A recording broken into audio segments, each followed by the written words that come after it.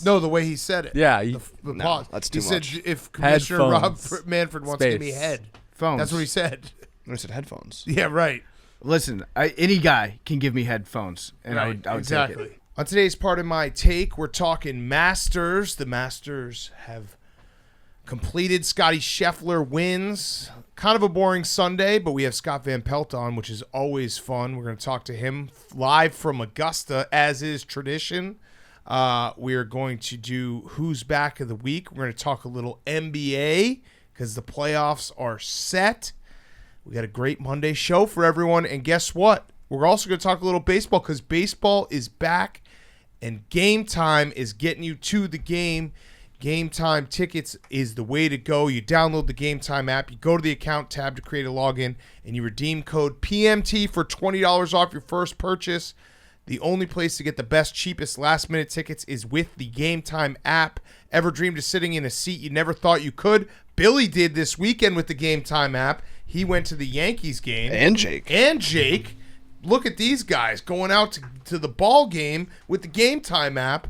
So you can get the best seats. You can get last-minute tickets. It's always there on the Game Time app. The biggest last-minute price drops can be found on the seats you thought you could never buy. So do it. Billy, how was you were sitting in the Emperor's Club? No. It was behind home plate. Awesome seats. Saw Rizzo tie up the game with a 2-run homer. It was awesome. That's my dog. Love it. And Jake, you went to the Rockies game. I love that stadium. I once got lost in it. Yeah, it was awesome. Opening day. Nothing better. Great vibes. Yeah, great vibes. You are a true journalist. Make sure you get to a baseball game this summer with the Game Time app. Download the Game Time app. Go to the account tab to create a login. Redeem code PMT for $20 off your first purchase. Download Game Time. Last minute tickets. Lowest price guaranteed. Okay, let's go.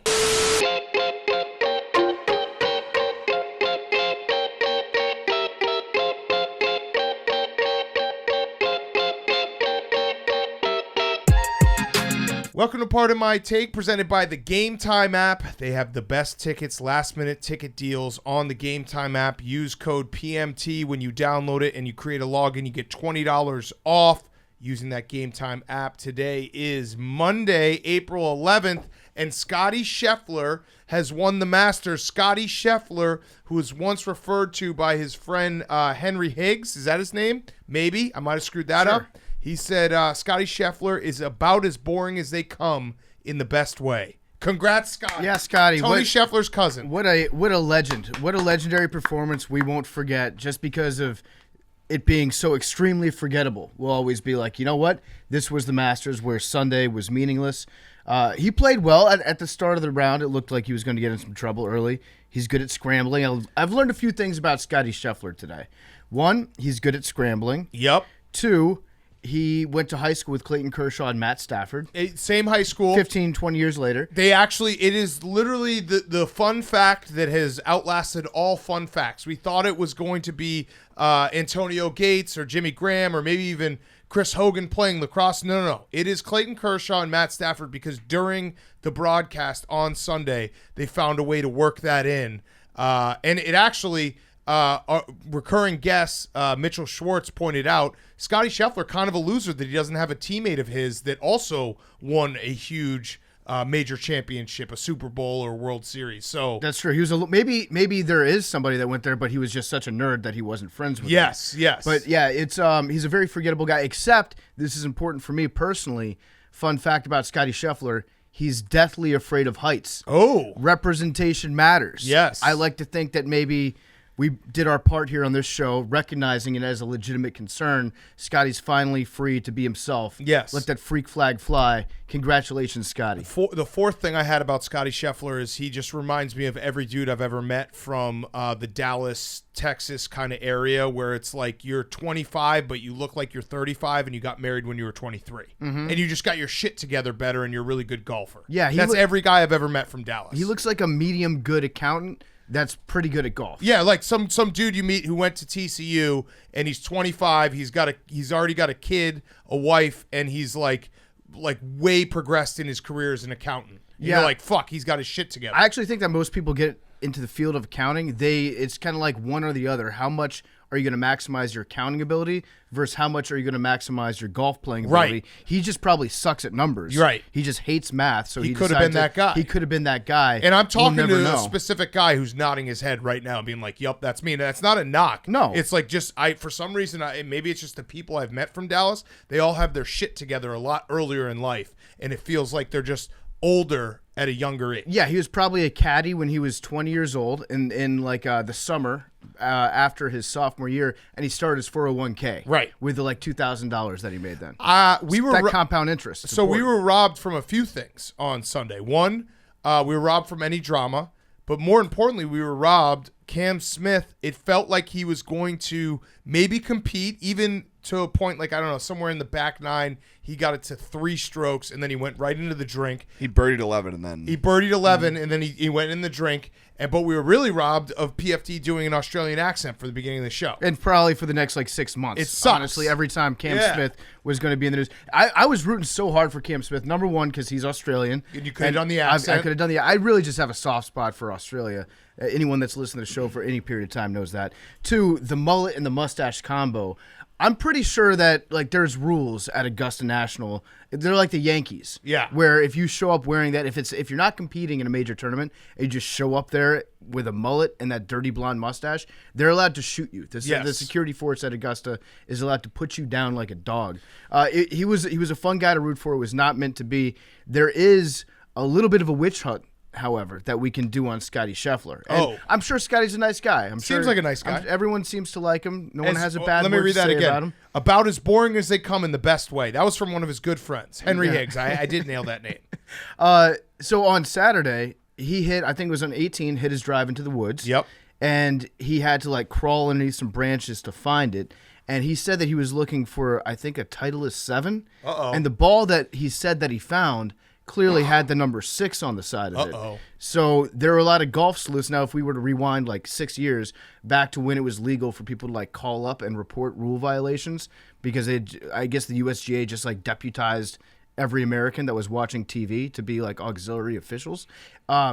Some people were saying that it's not the right ball, that maybe he signed an incorrect scorecard on Saturday. So Rory might be... So cash my bet, because I did the thing when you're watching a tournament where you're like, the guy who's winning, you're like, he can't win. He's like, he can't win like this. So you just bet everyone underneath him. Yep. And it turns out he just wins like this. He just went, even though he 4-putted on 18. He 4-putted on 18.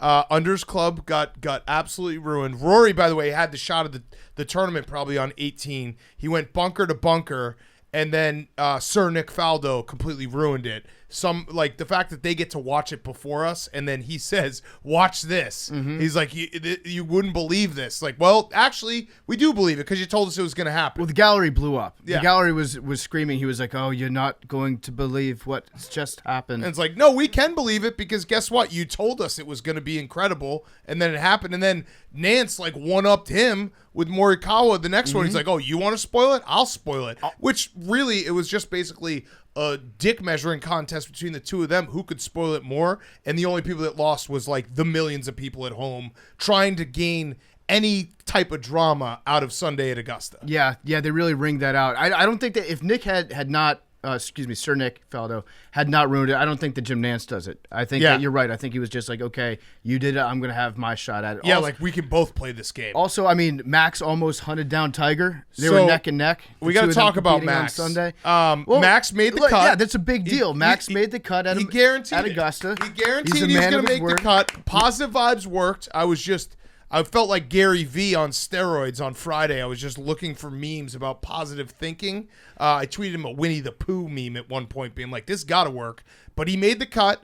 I think next year our strategy should not be to put so much onus on making the cut, because I think Max thought the tournament ended after he made the cut. Yeah, because but- the way he played after he made the cut, and again, we did positive vibes only, but now we can speak honestly. The way he played after he made the cut was disgusting, and he should probably turn in his tour card. He was neck and neck with the greatest golfer that's Yeah, ever that's played true. the Yeah, game. he was Like, doing. could fail We've worse. always Right. talked about He was about better the than him in pressure. the weekend. Yeah. We've talked about the pressure that you feel when you're playing next to Tiger Woods, and he was playing next to Tiger, so he only lost to Tiger Well, by one stroke. I think like one behind or ahead. Well, yeah, he was- that's what I mean by not next actually to. next to him, They were but not in around the same, him. They were in the same area. They could see each other. Line of sight was clear. And Max had a lot of pressure on him, and they max-proofed the course. They don't allow cell phones, and that's Max's biggest strength. Yeah, he did own up to it, though. He said afterwards, so on Saturday he played poorly, and we're like, it can't get worse than this. And he went on Twitter and was like, guys, guess what? It's not going to get worse than this. He said,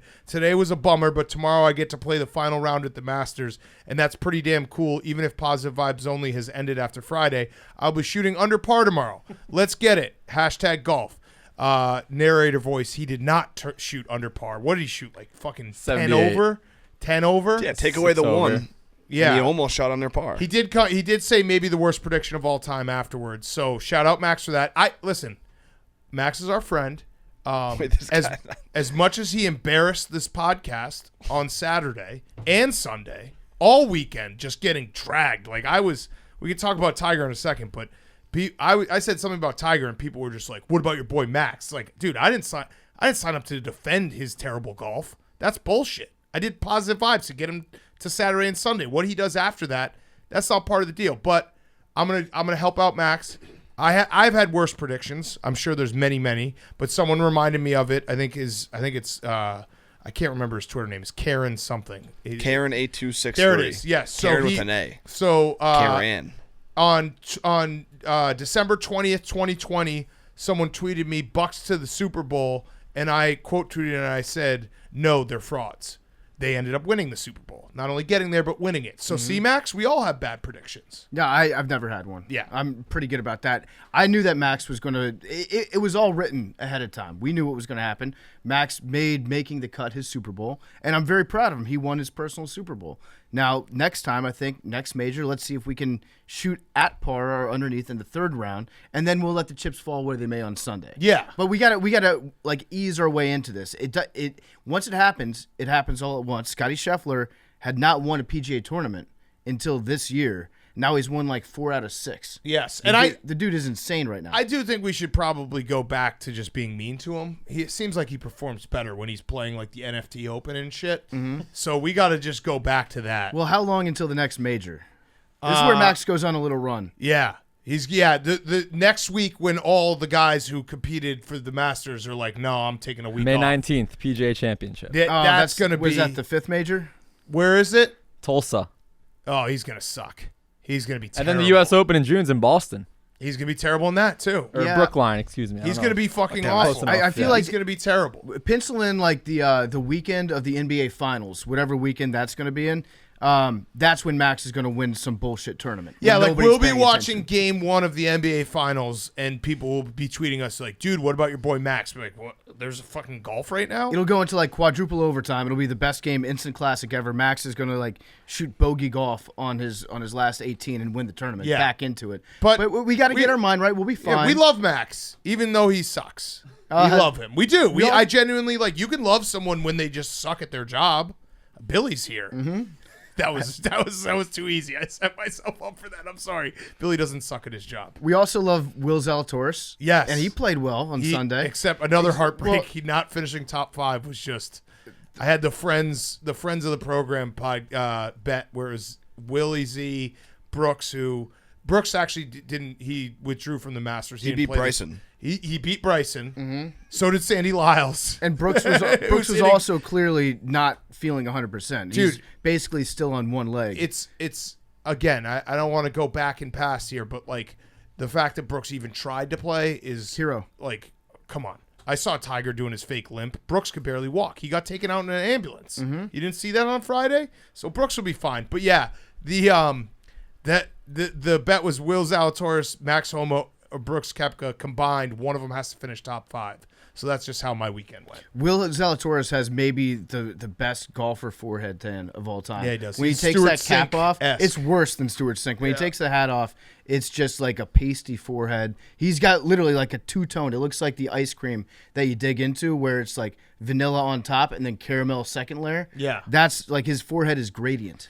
Can I ask a question about Scottie Scheffler? Because we should probably. I mean, we're going to talk Scott Van Pelt. So big weekend for Scotties. Would you qualify him as a hoss? He might be a Haas. No, I don't think he's a Haas. John Rahm is a He's Haas. a beast. He Yeah, might John be a Rahm's- Haas, dude. How he's a tall Haas. is he? I don't think he's a Haas. He's got the Haas look in his eyes He's a- too. you know what? 6'3", 200. Yeah, He might be a Haas. He's a big boy. I think he's might be a Haas. I think he's a Bubba. If I you think he's if a you big chip Bubba. in, no, if you chip a in like he Haas. chipped in and don't even celebrate, like that's Yeah, I that's think he's a big Haas energy. Haas mentality.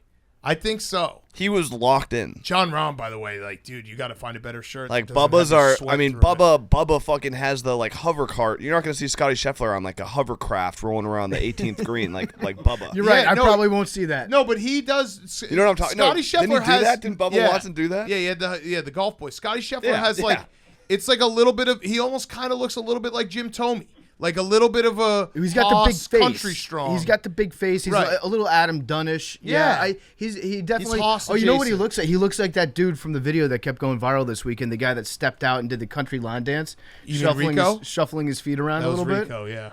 No, that guy is Didn't way look more like of a Scottie Haas than Scheffler Rico. either. Yeah. No, that But- didn't look like Scottie Scheffler at all. It looked like Rico. But yeah, Scottie Scheffler. He looked like Spieth's older brother, and they're both from Dallas. Like He's he a looked Haas. like yeah. So we He's should like talk. a diesel If, Spieth. if he was from Fort Worth, I would say he's a Haas. Yeah. But you know what? Like, he's actually New Jersey. Jersey should claim him. They should claim him. Jersey hasn't had a lot of dubs recently. He's a Haas. I think I'm gonna tag him with Haas. I bet on him, and I was like, watching him very carefully, and he had big Haas energy. He And- was the way he was like not celebrating and just dialed in. And then a quote came out today that he said he broke down in his wife's arm this morning crying, and he said he didn't think he was big enough for the moment. And so to And do she- that yeah. and then to come out and just be fucking She looked him in the eyes like, you're a Haas. Yeah, Go exactly. be a Haas. Yeah. Yeah, that's actually exactly how it happened. He also had like, there were people, golf Twitter, like when I step into golf Twitter, it's scarier than stepping into like UFC Twitter, soccer Twitter. There were though some pictures of like his follow through that I guess was bad form. That's Haas energy, where it's like not people are like, this is the guy leading the Masters and his hands were all fucked up and everything, but he was just crushing it. He's got a very compact swing, is what they were saying about him. And, Yeah. and there were some golf like purists that were saying that his swing is not good. Right, Actually. so that's So Haas. it's not like sustainable for him to do it. It's been sustainable for the last month and a half. That's pretty good. He's on a very hot streak. So before we talk about Tiger, let's talk about our hypothetical. And it's brought to you by our friends at TaylorMade. Are you ready for the ultimate giveaway? We're teaming up with our friends from TaylorMade for the ultimate season opener sweepstakes and giving away 50 prizes to 50 different winners. Prizes include everything from a grand prize full bag of new TaylorMade clubs to a new stealth driver to a TP5X golf balls and everything in between. Now through May 10th, go to TaylorMade.com. Sorry, TaylorMadeGolf.com/Barstool Sweeps. I'll say that again. TaylorMadeGolf.com/Barstool Sweeps to enter and celebrate the season's first major and the unofficial start of the golf season. The Sweeps is running across a number of podcasts within the Barstool Network. We want our loyal followers to win. We want you guys, AWLs, to win. So head over to TaylorMadeGolf.com/Barstool Sweeps right now for your chance to win, and be sure to let them know you heard about it from us. Head over again, TaylorMadeGolf.com/Barstool Sweeps right now for your chance to win big. I'm going to get some TaylorMade clubs. I'm going to start golfing again. Probably not. But I'm going to try to play golf again because I do love playing golf. I just don't have any time to do that. But TaylorMadeGolf.com/Barstool Sweeps. And we bring this up because once I have my TaylorMade clubs, we could really do this hypothetical. The hypothetical was Scottie Scheffler stepping up to the 18th tee box at Augusta with a 5-stroke lead. Is that right? 5-stroke lead. It's a par 4. He's got to hit an 8 to win the Masters. And the hypothetical was, could an average golfer step up under the exact same circumstances and get an 8 to win I the thought it was Masters? 9. 9 was to tie for a Oh, playoff. that's a big difference. Yeah, Yeah, you 8. said a 9 though. But I think it's now that I'm doing the math in my head, it's We're an 8. adjusting the Yeah. rules. Well, no, Yeah, no, we're it's- not adjusting the rules. We're adjusting the scores. I gotta 12. recalibrate my Yeah, I calculation. don't think PFT it said he matters. could Yeah, do I don't it. think it matters. I said I would hit 13 if lucky. Most people said no chance. With the pressure, with everything, with the golf, with the what did one guy say? All you got to do is get on the right plane of the green at Augusta, and you could play bogey golf. He said that he'd played so much on video games, he'd be able to do it. PFT, you think you can putt your way to an 8 on the 18th hole? I think I could do it. By the way, 25% yes, 75% no. No chance. I But could do it. I got the clutch gene. I could do it. with a putter. Just gotta hit it. I would putt every single shot. 465 yards. I've simulated the hole. I did like the guided walkthrough of the hole on YouTube a few minutes ago and checked out. It's mostly downhill from the start. Then it goes uphill later, but I'm just focused on the downhill part. I need to know some things about the conditions. Is it like today? Perfect conditions. Perfect conditions. What am I hitting? Like a Pro V1? Yep. Sure. Titleist Pro V1? Okay, so I go. TaylorMade. No, I'll give you a noodle. No, it'd be a TaylorMade. It'd be a TaylorMade. I go putter off the deck, off the tee box. Off a tee? Or no No, tee? off the deck. Off the In deck. golf terms, it means no tee. Yep. Yeah. And then on, then Hank. I just go putter the entire time. I end up hitting 8, maybe 9. I honestly Which I think I shot could do you do get it. to the green on? My putter. No, but like, how many putts do you have from the green? I think I get to the green. I have So to. what do you two-putt hit your once I putter? get You to hit the your green. putter, what, Oh, just 100? two-putt. 100 yards? Like 50 to 70. So 50 to 70 means if you hit it 70, you'd Yeah. get to the green in 7 shots. And then I 2-putt for the 9. Okay, all right, got it. No, I also pin placement matters. Yes. Is the pin Sunday pins. Is it attackable? No, it's Sunday pins. All right, if the pin's attackable, if it's center green, I think I could do it in 8. If it's back right, that might be an 8 or a 9. I think I could do it. All right, My putt- I know I can't We've do it. tried this before. And we with pulled Tony it up. Scheffler. Watch PMTV, which will be out on Tuesday on the YouTube channel. Subscribe. By the way, the YouTubes are out right away, so if you're listening right now, you can go watch us. We went and pulled up the footage, and it was a 265 yard hole that you did it in. 465 is a little bit different. Well, it wasn't a 285-yard hole. It was I had already hit my driver like into the woods off the tee. Like 100? And then Tony Scheffler was like, bet you can't make it from here on out in like 9 strokes or less using just your putter. And this was I'm also pretty not good. Augusta. I'm pretty good hitting my putter for distance. That's probably my strong. Honestly, like if I tee off with a driver, I might as well just throw my ball into the woods. Yeah. It's a negative. Even though I do it all the time. Like when I'm golfing, I'm going to let the big dog eat off the tee, even though it's going to bite me in the ass. I just go putter the entire time. I Keep it think in I'd go bounds. 13. I documented. I'd slice it into the woods. I would hit it into a tree. Then I'd hit it out onto the fairway. Then I'd probably have to smoke a bowl because my nerves would be going crazy. We'd have to take a timeout. Sir Nick Faldo would have to like ruin The Sopranos, that asshole. Then I'd hit one good shot. Piece of shit. Yeah, piece of shit. One good shot. Then I'd just go bunker. Maybe like a sand wedge that I can't hit for shit for 5 yards. Then another one on. Then I'd putt like 5 times. 13. So my strategy is basically just designed to avoid all the hazards. If I get in the bunker, I'm fucked. But if I just hit I was looking at the fairway too. I was like, okay, there's shot 1, there's shot 2, shot 3. I'm going to have to split these bunkers. That's going to be tricky. I don't think you know how far I can hit my putter, Big Cat. I've watched it. My putter I game, watched you do it. It was 8 shots on 265 yards. but I had to also recalibrate my last couple shots because I was on the green. Right, but the greens on Augusta are pretty hard. So it'd roll. No, you'd roll back off and you'd have to hit it back on. I don't know. I feel I like was saying I legitimately don't think if you started on the opposite edge of the green as the hole, I don't know if you could 9-putt. Yeah, no, and by the way, this was not Like you're not this was- factoring how much this- harder a regular green Yeah. is versus the You're, green. act- this you're was acting on like it's a Sunday, hypothetical by the way, where at it's like, Augusta. you're acting like it's one of those hypotheticals where it's like, could you get 7 yards on a carry in the NFL? This is completely different. It's completely different.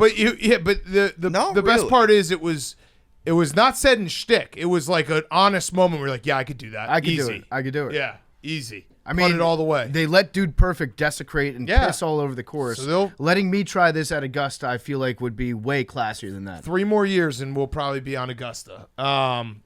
So we should talk a little Tiger. Tiger went from could he actually win this thing on Thursday? And listen, I had the thought, and I know a lot of people said the thought. So Yeah. I don't want the goalposts to move. I had Tiger fans up my ass. I said that watching him on Sunday was a little depressing because he was clearly like injured and he was playing the worst he's ever played at Augusta. I get the counterpoint, like just having him out there is great, and it was. But that went quickly from watch out for Tiger to I'm just happy he's alive. Well, he can still play one round, but it turns out that there's a lot of walking. involved. Yeah. Turns out that there are hills and shit that you need to move your ankles on. And yeah, so he's just sore, very, very sore by the end of the day. After it was over, he was like meeting with his family, trying to walk up those hills after 18. He looked like he wanted to cut his own leg off. Yeah, it looked painful. And that was my point, was like it's not fun watching him in pain like struggle. I think there was a stretch. I think it was 4, 5, 6 or something where he had never went bogey at Augusta there, and he did that on Sunday. So I listen. I get that a lot of people are just very happy he's back. I count myself as one of them. I also would love to see him back, like competing and not in pain. It does mean that he's probably going to play, and I think he already said he's going to play at the British Open. Yep. The Open Open Championship. Excuse me. Maybe the U.S. Open. More Tiger's better. Yes. I did though. I was watching it. I was getting depressed watching him limp around, and so I just went instead and looked up some Tiger stats to make me feel good. So I'll just throw a couple out there. In 1997, so today's Masters was very boring. In 1997, Tiger won the Masters by 12 strokes. Yep. He was minus 18. The second place was minus 6. They had I think that was the one they had the special on before too. Yeah, with Jim Nantz. Yeah, that was his first major tournament win. He had a 9-shot lead going into Sunday. Well, he was so good in that tournament that they had to change the entire course because they said, well, Tiger's going to win every single Masters for the next 20 years. Yes. He won 7 majors by 3 shots or more in his career. From 1997 to 2009, in majors combined, Tiger went 134 strokes under par. The second person in those like majors combined, 1997 to 2009, was Phil plus 99. Think about that. Pretty incredible. 134 under par combined. The second place person was plus 99. And the last stat, which is awesome, is he's third all time in European Tour wins with 41, and he's never played full time on the European Tour. That's insane. It's fucking awesome. The difference was this time we kind of had to recalibrate how we think about Tiger Woods because this was for the first time ever the some things are bigger than sports round that Tiger had, whereas previously like literally nothing was more important to Tiger Woods than Tiger Woods playing good at Augusta. Right. At the Masters. And it was like, there were some times when it felt, I don't know, the whole like Monster energy drink sponsoring his bag. I don't know if that's something that Tiger's had for a while.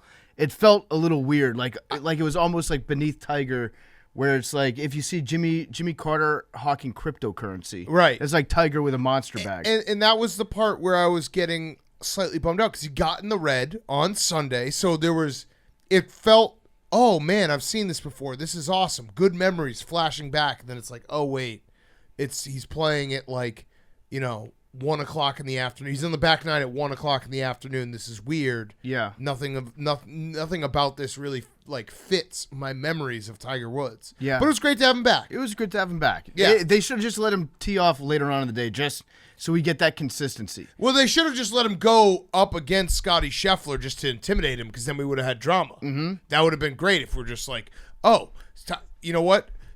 New rule, because Augusta can make any rules they want. Mm-hmm. New rule, Tiger just gets to start with whatever the leader's score is on Sunday. Yeah, and then all-time quarterback. And then also after they put the green jacket on Scottie Scheffler, Dude Perfect comes out, and the Twins spray him down with a Super Soaker. Perfect. That's exactly what we need. But yeah, great Masters. Love Masters Week. We're going to talk more with Scott Van Pelt in a minute about Masters Week. Before we get to who's back, we should at least mention the tragic passing of Dwayne Haskins. That was very, very sad on Saturday. We're huge football fans. Obviously, he drafted and played for the Redskins Commanders football team, but very, very sad. Anyone who, any death that happens that early in life is very tragic. But then when you also just think about like how his story and it felt like he was coming back and all these things, it's just really, really sad. He was so young. I think he was 24, 25. Yeah. It's tragic. There's really nothing else that you can say about it besides like you feel for his wife, for his family. It sucks. I mean, I don't want to get into a thing where we talk about the different takes that came out about him, but I will say that what Gil Brandt said when he called into that radio show, it was eerily similar to what Colin Cowherd and Mike Wilbon were saying about Sean Taylor when he was in the hospital after he got shot. It's just like some people just need to realize that there's a human being that has a family that's going through this right now. I think a weird thing happens in 2022 on Twitter. Like the Gil Brandt thing was appalling. Like you said, we don't have to go into like depth about what Gil Brandt said wrong because we all know what he said wrong. But it always strikes me as weird when a tragedy like that happens. And it's a true tragedy. Like, it kind of like gut punched me. I have no connection to Dwayne Haskins, but it gut punched me because I was like, holy shit, this guy's so young, everything in front of him. It's just very bizarre to me that because we live in a world where like everyone has to have a take about everything, it's tragedy, and then immediately let's pile on someone who didn't deal with this exactly right. Like Scheffler, Yeah, you're talking about obviously. Scheffler. Yeah, Scheffler got it, and Scheffler, And his like, tweet was horrible. but he's an was idiot, bad, right? yes. But I also like, and maybe maybe this is wrong of me, but I always just feel weird that his tweet's bad, but it's also just feels weird that we then spend the entire day, instead of talking about Dwayne Haskins, like doing the Twitter pile-on. And I'm a hypocrite because I've done the Twitter pile-on before. I'm trying to do a better job about it. But like, it felt weird to me that the entire day was Scheffler was trending because everyone had to get their dunk in, instead of just being like, this is tragic, remember Dwayne Haskins. Like, retweet a story about Dwayne Haskins, not, hey, I can't believe Scheffler said this, and I'm going to keep tweeting about how Scheffler said this all day. Yeah, no, if I die and Scheffler has a bad tweet about it, which is very likely that he would, don't talk about Adam Scheffler's tweet. Like, it's, you know what I mean? it's not about him. I think what it is people were upset. It's a tragedy. They need something to be mad at. Something like, because they've got a lot of pent up energy. They see this, their emotions running wild, and they don't know what to do. So it's like, okay, that's the person that's bad. That's where I can redirect all my sadness and grief towards. But it's is so like pointing at him. It's so bizarre to me. It's it similar is. to the Read the Room guys, where it's like you're like, a tragedy happens, and then your first thought is, let me go and police Twitter and see who's dealing with this in the 10 minutes after the correct way and not. It just, the whole thing is bizarre. I've now stepped away from all, like, if something happens that's tragic, I'll retweet the message and just leave it at that, because it's just like, it's not you don't have to have a take about everything. Yeah, and sometimes you don't have to spend the entire day dunking on Gil Brandt and Adam Schefter and then making it about that instead of making it about the tragedy in Dwayne Haskins' life and everything he accomplished. Sometimes it's okay to just be sad about stuff, Right. and to not have to get mad at somebody for doing something despicable and let that take over your emotions. And It's okay to just be like, this is a tragedy. I feel awful for him, for his whole family, for everybody involved. It's just sad. And the special wrinkle that happened too, because I was watching it all unfold, and it was like colleagues of Adam Schefter knowing they can't call out Adam Schefter, so going even harder on Gil Brandt. Yeah. It's like, you guys, like, what's going on right now? Why is everyone doing this? Just let's remember Dwayne Haskins. I saw that video of when Dwayne Haskins was a kid and he was in the Ohio State locker room and he's like, someday I'm going to be the Ohio State quarterback. That was, like, broke my heart again. So That season that he had in Ohio State where he threw incredible. for 50 touchdowns yeah, in a he was year. incredible. Yeah. Yeah. So the whole thing is sad, and we had to mention it because obviously it was a big story this weekend. But I don't think that there's anything that we can add to it besides just the fact It's that sad. it's really, really sad. Right. And, life is precious, and I think we all know that. All right, let's do, by the way, we just, as a side note, we just did like tech support that was incredible. This whole studio just blew up in between. Like, we basically I couldn't even describe it if I wanted to. What happened? I don't even know what happened. It's like there was like one of those EMPs that went off from Ocean's 11 where every electronic in the studio shut down simultaneously for different reasons. Yeah.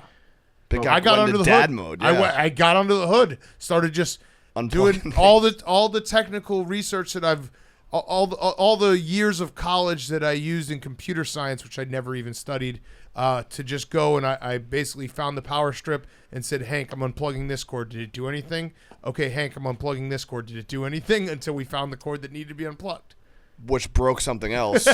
Yes. Which I still don't know really what happened. Billy filmed the whole thing on his cell Yeah. phone. I don't know how that's going to come out, but Check out on TikTok. Oh, there we go. We Plug documented it. the whole the Pardon My Take TikTok. Maybe can you do? we didn't have the. I don't think we had the spike moment, which was unfortunate. But I know. that was the. Can you do the Harlem Shake to it? Can you remix it? I'm gonna make it like really emotional. But and can you also intense. make me a Harlem Shake version? Yes. How Okay, did that great. work, by the way? Did the TikTok blow up? Did you Harlem bring Shake? back Harlem Shake? I mean, it did very well. All right, there you go. Considering. Billy invented Good Harlem answer. Shake. Good answer. All right, let's do hot seat. Or sorry, let's do who's back. I'm an idiot. I don't know what day it is. And then we have Scott Van Pelt live from Augusta, and then we will talk some NBA because the playoffs are set on the other side of Scott Van Pelt. Before we get to who's back, you know who's back always? Coors Light. Coors Light, it's a hectic time of year between weddings, graduations, spring sports, and more. We're busier than ever right now, and sometimes we forget to take a second for ourselves. So this season, take a second to enjoy an ice-cold Coors Light because you deserve a beer that's made to chill. There's only one beer out there that's literally made to chill. It's Coors Light. The mountains on the bottles and cans even turn blue when your beer is cold. That way you always know when it's time to chill. I cannot wait for when it's nice out, the weather gets warm, you got a cooler full of Coors Light. Those mountains are as blue as could be, and that's when you know it's time to chill. So get a Coors Light today. When you need to take a second for yourself, reach for that beer that's made to chill. It's Coors Light. All right, so get Coors Light delivered straight to your door, Drizzly or Instacart by going to CoorsLight.com/take. Celebrate responsibly, CoorsLight.com, Golden, Colorado, CoorsLight.com/take. Okay, who's back of the week? Henry. My who's back of the week is Vladimir Guerrero Jr. Yeah, that ass. He's hitting bombs with that ass. He hit a home run today that was it was literally a line drive, 467 feet. I've never seen a ball with the launch angle like this one had. It looked like looked like a special effect. It No, looked it's like sick. the commercials or whatever where it's like the final scene is someone hitting a baseball and the baseball like hits the camera or something. It looked like that in real life. It was just it was a line drive that went 467 feet. That's really all you can say. It was a monster dunk. Bubba, what's your rating? You're the expert when it comes to. Oh, I'm looking at it right now, dude. That's a dinger. I'll give it like tater. 4.5 balls. It wasn't even a 4.5 balls. moonshot. It was It just was like sick. it was Yeah, a it was rope. like It was sick. It was like a perfect home run. For some reason, I don't know what it is. Someone could have got hurt. But all the That was like a foul ball. all the players that are sons of former big leaguers, like your Vlad Guerrero Juniors, your Bo Bichette's, your Fernando going. Tatis Jr. Yep. All these guys just hit the coolest Jack looking Leiter. home runs. Jack Wild. Leiter just throws gas. It is wild, yeah. Yeah. That Your Drake LaRoche's. great one, Hank. Yeah, it's who's back? Monster Dongs, Drake- Vladimir fun Guerrero. fact, Drake wagon LaRoche is asses. actually 30 years old. I know it's crazy. Yeah, no, there's nothing better than a dong. Just a It's big, just the best. big old dong. It is the best. You Like, guys they are just fucking tempting me over they here. should have a red zone channel that's just taters. Yeah, the Dong Network. Dongs and taters, yeah. It's just dropping them on everyone. All right, PFT, your who's back? My who's back, I got a couple of them. First is Pine Tar. Oh, Pine Tar's back. There's a controversy in college baseball where a guy, let's see, I'm pulling up the team right now, hit a home run, UCF. He hit a 3-run dinger, and then he got kicked out for having too much Pine Tar. And then everybody got kicked out after that because it started a brawl because the manager got pissed off that the other manager narked on the Pine Tar. Yep. But it was very reminiscent of the George Brett Pine Tar incident. Yep. The umpires crowd around the bat. And I honestly didn't even know that college baseball players use Pine Tar on aluminum bats. I don't really understand. It always seemed like something that was wood only? Wood related. Yeah, Yes. you got the wood, and then you got the wood cum, which is sap. I believe that's what sap is. Mm-hmm. And then you measure it that way. But yeah, I guess they're using it in college baseball too.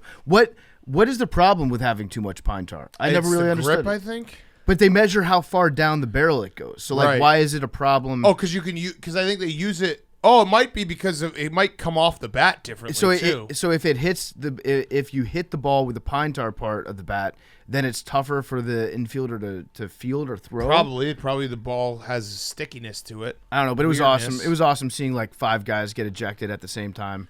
And a Yeah, brawl it in was a college cool video. baseball is pretty sick. Then my other who's back of the week is the Pittsburgh Pirates. The Pirates are back. I am bringing back. I was debating whether or not to switch my bet up to the Orioles this year. I've got a proprietary system. It's an algorithm that tells me who to bet on for baseball. Last year I was up 24.5 units on the season. So I suck at gambling, but I'm very good at betting on baseball. And my algorithm is thus: you just bet against the Pittsburgh Pirates every single game. And so we're bringing it back this year. Only for road games, I think, because it took too much money away from the sports book. So they're trying to limit how much money you can make off them. Don't play their games. So we're going to bet on road games. Every Pirates team under and for the other team to win money line. Love it. Against the Pirates. Love and it. we're going to all make a bunch of money. I was thinking about going to the Orioles because the Orioles might be lucky to win 55 games this year. And the new wall. They have the new wall, which is We just hate it. It's fucked up what they did to that wall. Yep. They desecrated that stadium. So the Pirates are back. Right now it's 2-1 on the season, but I'm sure that it'll get off to a hot start again this year. We're just baseball heavy. What are you gonna say, Bob? Speaking of that Vlad Guerrero home run, there's an account called Would It Dong, and it bases it. It's like the trajectory and everything of it, of like if it would be out in all 30 stadiums. Mm-hmm. Yeah. And that one was only 28 out of 30. Really? Yeah, I 'Cause it knew. was I was so low, thinking maybe. Fenway wouldn't have been one. Yeah. Because it's too high in center. I can't think of the other one, but Maybe Petco. Maybe Houston. yeah. Orioles. I feel like probably. Jake. Maybe I feel Camden. like Jake would like that. Yeah. Yeah, That is good. I love that Yeah. account just because The like Yankees- every yeah, right field in home right run of the field at Yankees Yankees, is they a 1 do out it. of 30. Yeah.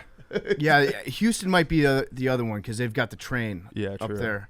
Yeah. Juan Soto's ball's still up there. Yeah. All right, my who's back. We're baseball heavy. My who's back is the Yankees because the Yankees posted a hype video to start the season that said no moral victories, no excuses, no storylines, no narratives. And then after Garrett Cole's first start, he said that the game being delayed 4 minutes was an unforeseen challenge for him. He said the festivities got a little away from the schedule. I love psycho baseball pitchers that have their routines that No they can't let excuses. anything out of there. Are you sure it was 4 minutes? 4 minutes. One. Garrett somebody Cole, fuck this with is his from mound? One of the beat writers. Garrett Cole said that the delayed start 1:12 p.m. instead of 1:08 p.m. was an unforeseen challenge for him. The festivities got a little away from the schedule, Cole said. I think I saw KFC, our colleague, mention it, which was spot on. He's like, Garrett Cole, before he came to New York, everyone just assumed he was like the badass dude who like just gets on the mound and shoves and just fucking throws heat down your throat. And then he comes to New York and he's like sweaty and he can't answer questions correctly. And the only time he gets anything right is when he talks about how he was a Yankee fan before, like when he was a kid. Like he's just a loser. I think it has to do with the fact that he had to cut his hair and shave his beard Yeah, to but become a Yankee. but he's a Yankee fan. Anybody can be a filthy dude that shoves if they've got a beard. But dude, you know what? He was a Haas. But he was a Haas. He was a Haas, but he's- you can't be that same guy if you get rid of your beard. What's the thing? Jake is a Yankee fan, so is Billy. What was the poster he held up? Yankee fan today, Yankee fan tomorrow, Yankee fan forever. So he knows the Yankee way. Like that really is. Garrett Cole just goes in between getting shelled, answering questions incorrectly about spider tack, and then every once in a blue moon, someone asks him about a memory when he was a kid, and he's like, "Yeah, I was at Derek Jeter's 3,000th hit game. That was cool." Maybe it's the fact that he puts so much more pressure on himself because he did grow up a Yankee fan. Yeah. Where he's like, now I'm representing the pinstripes, not just myself. Did he pitch that bad? He might not have even pitched that bad. Because, He gave up 3 in the first inning, then he settled down a little bit. Oh, and so they it won was the, the and start. they won the game. It was the start. It was the 4-minute delay. Yeah. Just a hilarious thing for him to say. Like, dude, you got to know how stupid that sounds. I need somebody to look up the stats on players that have been traded or signed with the Yankees like halfway through their career. If they're beard guys, if their performance has always declined once they get to New York. I know Johnny Damon, he won a World Series, right? But he was not the same player that he was in Boston. I bet you it's almost every player that goes there. If you have to cut your hair or shave to change your personal appearance, I bet it throws you off. Samson effect. Yep. Did Randy Johnson shave his beard when he sucked when he was on the Yankees? But he also was like 38. He was a mustache guy. Forgot he was on the Yankees. Yeah, he Holy was shit. so old Yeah. when he went to the Yankees. The big unit. But they allow mustaches. Mustaches, no sideburns. Yep. And your hair can No go beard. down to your collar and, Yeah. and no further. Yeah. All right, Billy, who's back? My first choose. Fuck anyone who says we don't talk baseball, by the way. I'm now like so committed on the Mariners somehow getting to the World Series because there was one guy who was like, "You guys are the #1 sports podcast, and all we got for a baseball preview was half-ass like Mariners are going to go to the World Series." If I somehow am right, I'm gonna frame that tweet. I'm gonna invite that guy to come into the studio. Can you imagine if it's the Phillies and the Padres in the World Series? How right I would be? Yes, that would be sick. If the AL just imploded. That would be the all-time prediction. Yeah, we are gonna have a couple baseball guests coming up, so everyone just listen. We get to things late. just relax. We know when football season starts. We say football is back basically from June until First episode of Hard Knocks. until February, and then everything else we missed by a couple weeks. Just chill out, Billy. My who's back is UFOs. There was a weird sighting in the sky in Alaska. A picture's just been released. It basically looks like a long trail of smoke with a no one knows what it is object at the end of it over Anchorage. And many are saying that it might have been a UFO that was shot out of the sky that they don't want us to know about. But the government is saying it was just a contrail. Or maybe it's Russia being like, you know thick what? ass contrail. Maybe It was thick as fuck. It looked maybe like the a worm. West. It looked Yeah. like You an think alien. you think it has anything to do with our studio falling apart? I think it has a lot to do with it. Yep. Something's going on. Yeah, maybe they're like, Something's you know going what? on. Like our planes aren't doing so well in Ukraine. Let's try going over to Alaska. Exactly. Yeah. So it's I got a blog coming out on it. Check it out on barstoolsports.com. And my second who's back is Ronaldo. Ronaldo. Jail. Yeah. Assaulting children. Jail. Oh, because he said Ronaldo. What it was Jake? Oh no, he stole his who's back. No, it was the No, Hank pronunciation. nailed it. Is Ronaldo? No, that's how they say Ronaldo? it. No, that's appropriate. That's how they say it in England. Jake just every time. That's like when I see it out of the corner of my eye. He breaks. Yeah. Ronaldo. He can't help himself from like Jail. Ronaldo. Jail. That guy should go to jail. He hit a kid. He was limping coming off the pitch after a loss and wasn't feeling the cameras in his face at that moment. All right, so there's two things that are going on here. One, I do think, because we had Brooks, our guy Brooks had a little camera incident. I think there should be a law in the world that if you are close enough for the person to slap the phone out of your hand without them having to make a move towards you, then you legally can get your phone slapped out of your hand. So if you're like, if I'm walking up to you, PFT, and I'm like this, I can't do it. but if I'm like that, you should be able to slap it because it's like, dude, that is the bubble. But in this situation, the kid was in his space. He owned his area, right? If we're talking about this in NBA like block and terms, charge, yeah. block and charge, he had position, and then Ronaldo drove right at him, right? I just loved this because I do think he should be in jail for life for this. He hurt that kid's hand. There was a thread on Twitter that was very funny because it had a picture of the kid's hand and it was just like his hand was like slightly red. Mm-hmm. Like that would have been one where, you know what, I could go to England right now and I have to do this with my son all the time. Like I could kiss the boo-boo and we'd be fine. Like it'd be like, you're good to go. But at the end of the Twitter thread, they had it was the Irish Daily Mirror, and they said anyone with information on this incident is asked to contact Merseyside Police social media Yes, desk via yes. Twitter. It's like what do you mean anyone who has information? We saw it was a video that the Just kid send got them- his hand slapped, and Send that was them- it. Send them the video. Just, Absolutely. if anyone knows who might have done this, a guy named wearing Ronaldo jersey, looking like Ronaldo, Well, is a chief suspect. it was the most famous person in the world Yeah. hitting a kid on video. So I think we got this one under control. Yeah, no, but if you see anything or if you know anything about it, please contact them. Good. Who's back, Billy? Those are my two. All right, Jake. My who's back is creating peace because that's exactly what's attempting to be happening between Rob Manfred and the players of Major League Baseball. Oh, I thought you were gonna take Ukraine, Russia. No, Sports podcast. kind of bigger things. Yeah. He bought every player a pair of headphones. Oh, that's nice. Yes. It's like they're going to like a JV Yeah. bowl game. Here you go, guys. You can't afford this. Tell you what, Jake, what would you There's a guy with the a Mets hat and a Red Sox jersey. I love kinda it. like that. That's the There's best. a lot of those people. That A is- lot of Mets fans identify with the Red Sox. I'll That's wear the that. best house divided that I've ever seen. No, it's not a house. That's just a divided. Yankee That's hater. a No, Yankee hater. internal house Yeah. divided. Yeah, he's just a Yankee hater. So Jake, he bought every player headphones. Yeah. Even the minor leaguers. Don't believe so. Probably not them, no.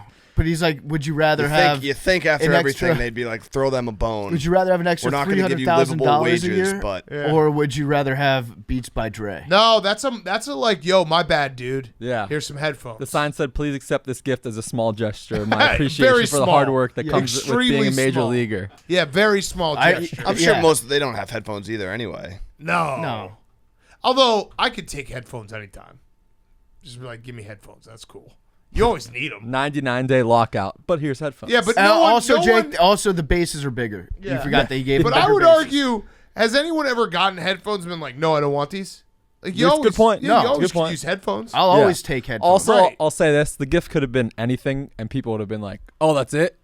Yeah. It could have been like a blank check for $1 million each. And they'd be Yeah, like, but oh, why what isn't the $2 fuck? million? Yeah. Right. Thank you for point. standing up for Commissioner Rob Manfred. Yeah, appreciate that, Jake. If he wants to give me headphones, I'll take it. Nice. Put that on the list. No? I'm being honest. You just said it. I would let him give me head. I heard the It's not pause gonna- and when I the go back to it in 6 compound months, word. it's not going to make I heard sense. the pause. No, the way he said it. Yeah, The No, pause. that's he too said much. if Commissioner Rob Headphones. Manfred wants to give me Space. head. Phones. That's what he said. I said headphones. Yeah, right. Listen, any guy can give me headphones, and I would exactly. take it. All right, PFT, you want to do a quick word before we got Scott Van Pelt, by the way, is in his car.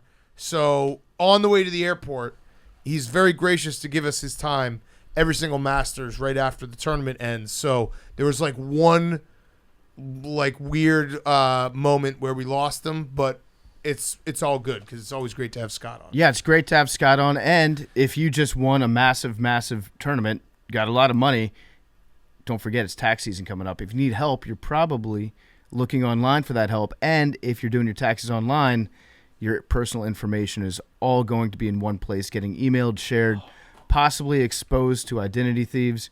Protection against identity theft is easy with LifeLock by Norton. Norton helps you monitor your info with LifeLock. It alerts you to potential identity threats, and if you do become a victim, there's a dedicated U.S.-based restoration specialist who will work to fix it during tax season and beyond. No one can prevent all identity theft or monitor all transactions at all businesses, but you can make sure that your identity theft protection starts here.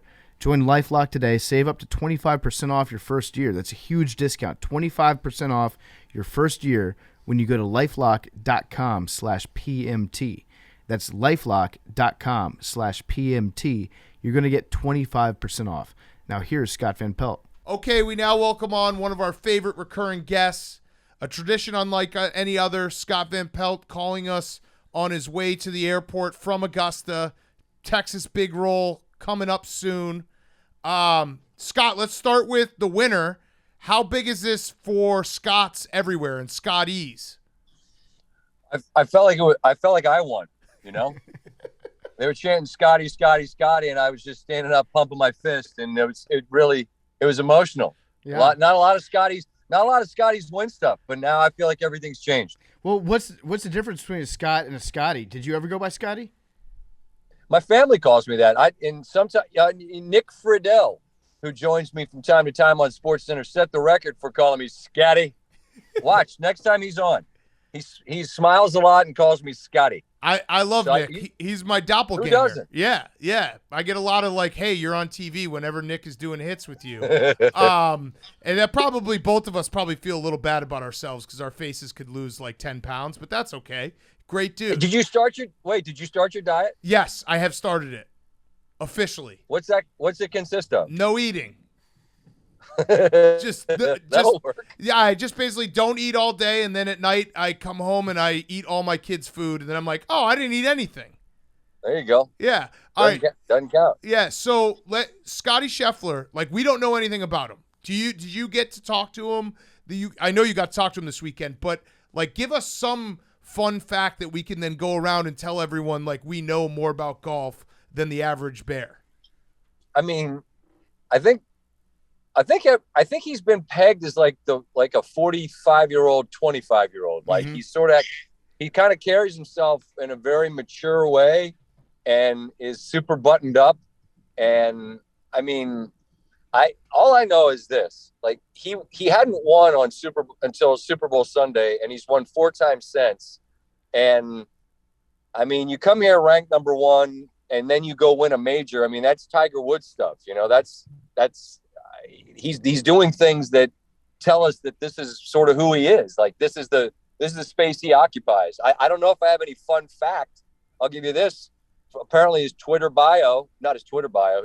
PGA Tour bio says his favorite course is Southern Hills, and that's where the next major is, which you can watch on ESPN and ESPN Plus, by the way. Ooh. Sick plug. Now, bet on him. Plug. What about his? So bet him early. Bet him early. Bet him early to win. What about? I just honestly, I just think I'm impressed that he's this mature. He's more mature than me now, and I'm more than twice his age, which is pitiful. He just feels like a guy that's an adult, I don't know. It blows my mind that he's this composed already and just didn't really wobble. Yeah. What about his caddy? I feel like maybe one of the underreported stories is his caddy, Ted Scott, one of the best caddies in the game. Here's a fun fact about Ted Scott. He was the world foosball champion in 1994. Bam, right there. And they mentioned the two green jackets with Bubba, but I didn't hear the foosball thing until I came on with you guys. I'm learning more. Oh, you broke up for a second. You there? We're driving through Augusta. Yeah. All right. Yeah, we'll pick back up. So the 18th, we had this debate, and you've seen Augusta. You've been to Augusta. You've golfed Augusta. Yeah. Could let me ask you? You golf. You've been to Augusta. If you walked up to the tee box on the 18th with a lead like he had, knowing you had to just get an 8 or a 9 for a playoff, would you be able to pull it off?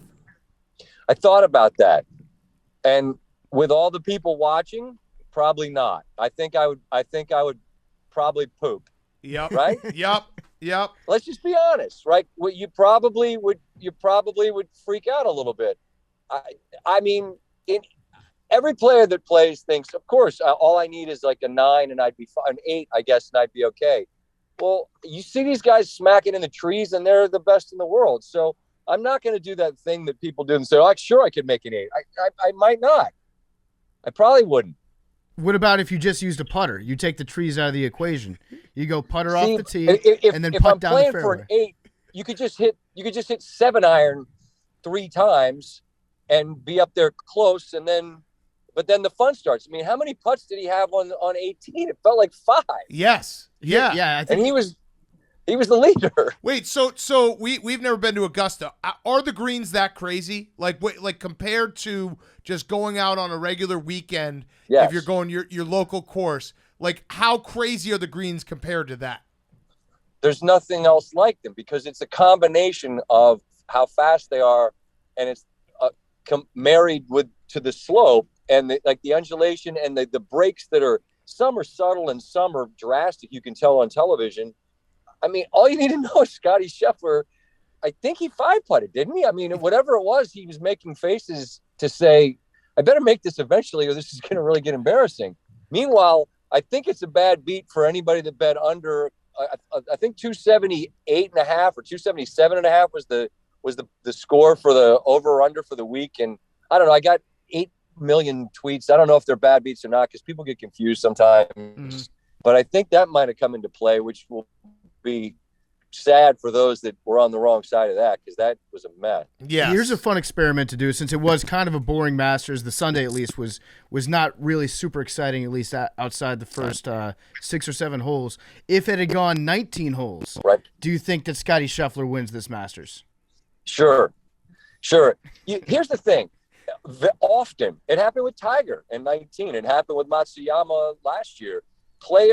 If you have the lead, the way you play the hole is entirely different. I mean, you don't need to be aggressive, and you just want to avoid a drastic mistake. Scheffler's lead was so big he could afford what happened on 18, and it doesn't even matter.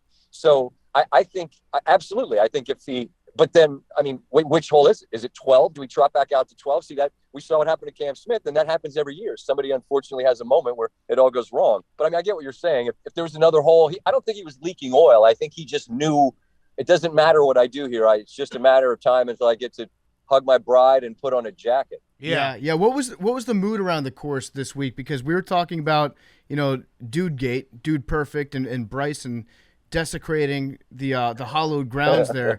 Do you get the feeling like the grounds crew, they had a chip on their shoulder after that display, and they were like, you know what? We're gonna make it tough. We're gonna make it harder than usual. It was more just the fact that the wind blew 30 miles an hour on Friday, and then Saturday was the coldest day I ever remember here. I mean, it wasn't cold, Chicago in the winter cold, obviously, but it was really cold for April and Augusta cold, and so Friday and Saturday were the issue. I mean, if we had 4 days like this where the weather was perfect, then I think you'd have seen scores that were a whole lot better. I mean, but honestly, I mean, the mood all week, it was tremendous. It's what it always is here. People were excited to be here, but then they were excited because Tiger was back. And then he played well enough the first day where people got excited and thought, holy shit, what if he can do this? And I figured that there'd be some sort of diminishing returns just because his body is he's been through so much physically. There's just no way to reasonably think he could do it again. And then obviously over the weekend, he didn't play well, but I mean, him smiling coming off the green after 78 tells you all you need to know. I mean, he accomplished a lot in his own mind. And so people were into that. And then Rory and Morikawa, who I know has been on your show, great dude.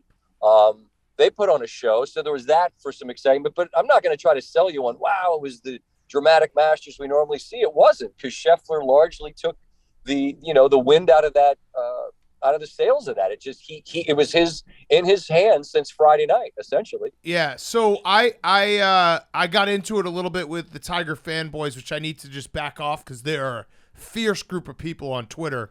I said that worse than Tua? Well, worse than Tuanon? No, I'm part of Tuanon, so don't do that. I have a lot of stats. We could talk later. I just said that I was watching on Sunday. I was sitting on my couch. I'm watching Tiger, and I was like, this is kind of depressing because he's clearly limping and he's struggling and he's making shots he doesn't normally make. I probably should take the viewpoint that you just said. Like, he comes off 18, he's smiling, he's happy. But was there any part of you that watched him Saturday and Sunday, and you're like, ooh, this isn't great because it's clearly he's injured? I get what you're saying, and sure, I mean, it sucks. It sucks that he's been through, so many different things. Like, his back was a mess before he had a car accident, so all that's a bummer. And I guess what I'm saying, Big Cat, is that when he shoots 71 on Thursday, you trick yourself into thinking he's not a human. And you think, oh, well, he'll just keep doing this. And then you see him limping. You're like, oh, I wish that weren't what it is. Right. But, I mean, it's just the reality of hold on one second, guys. He's getting his bags. He's getting carjacked right now. No, I'm not. I'm just working man in show business. I'll see you at Southern Hills. Thank you. No, I'm at the airport. And I want to walk. This is a big moment for us because we're going to walk in and we're going to walk in and see if they have the big Texas. Wait, but you said it. You said it perfectly, Scott, because that's exactly you summed up my feelings better than I did in a tweet. It was not that it was a bummer to watch. It was the fact that Thursday happened, and I was part of the group that tricked myself into thinking, "Oh my God, Tiger will be in this thing," and then to fast forward to Sunday and see him limping.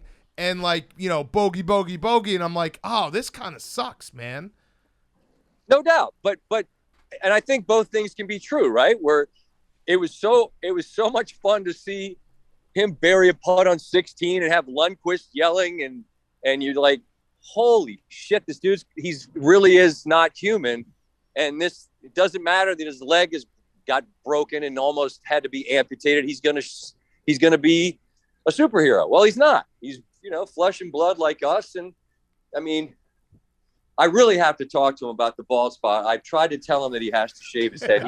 Something has to happen. He's not going to give that up. Yeah. He's going to go down swinging on that one. I think it's the ultimate I'm Tiger Woods and you're not move, where it's like, LeBron's got a little of that going on too, where he's like, what are you going to say? Hey, Tiger, you're bald? No.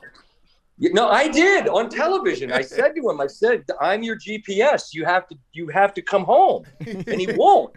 I don't know why he won't, because the longer he holds on to this, just the worse it's going to get. But he's explained that because his head, because he gets tan and then his head doesn't get tan, that he would look like a mess if he shaved it. Yeah. But then that's when you say I'm Tiger Woods and it doesn't make any difference. Yeah. Hold on. So Very we got to important see. moment. We're going to the vending machine right now. We're going to see if they have the big Texan cinnamon roll. No. This is terrible. What are we looking at? What are our options? I don't want to show you. No. You got to show us. Oh, that's bad. where the big Texas is supposed to be. And it's not there? And they got gummy bears? I think you got to go Pop-Tarts. Well, what about the Mrs. Freshly's? What do you know about those? Yeah, I go. All right, if I were you right now, I'd hit those Cool Ranch Doritos. And then Whoa. Mrs. Freshly's Jumbo Honey Bun. Huh? Yep, Oh, I'd hit one of those. and then maybe top yourself off with like some peanut M&Ms? What if we make this flight? What if we really just get nuts and get like cheddar jalapeno Cheetos, then smash it, Mrs. Freshly's jumbo honey bun, and then some Pop-Tarts. Now, what if you If did I had this? an edible, if I had an edible, we'd 100% get that sorted out. What if you get the Pop-Tarts, right? And then you put the Cheetos in between like a sandwich. And then you Right. have the honey bun to clean you up afterwards. There you go. There's just to cleanse the palate. Yeah. Yeah, it is I a feel like shame that they don't have the Big Texan, though. This is really disappointing. This is a disappointing moment in private aviation. Well, that there is no Memphis, Texas. I was gonna No, whatever the hell. I was gonna ask because my last question was gonna be the Roback question. Use code TAKE, 20% off your first purchase. RHOBACK.com. I was gonna ask, are you actually flying private tonight? Because I thought maybe the wallet's a little tight with all the money you had to pay for Kevin Willard. I mean, we're gonna sort that out with we're gonna just pass the hat amongst ourselves. My guy KP, Kevin Plank, started a company, Under Armour, no big deal, billionaire. I'm sure he's good. we'll figure it out. Yeah. We'll sort it out. We're good.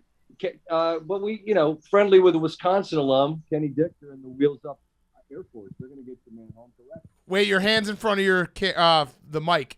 Oh, there you go.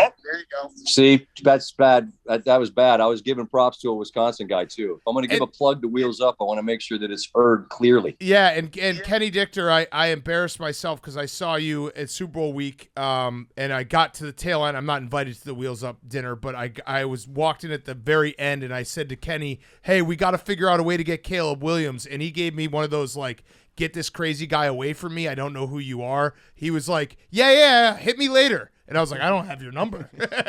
Did you hit him? Did you sort that out? I was like, we got to get this Caleb Williams thing figured out. We got to get him to Wisconsin. He's like, yeah. Get in touch with me next week. And I walked out and I was like, I don't have his number.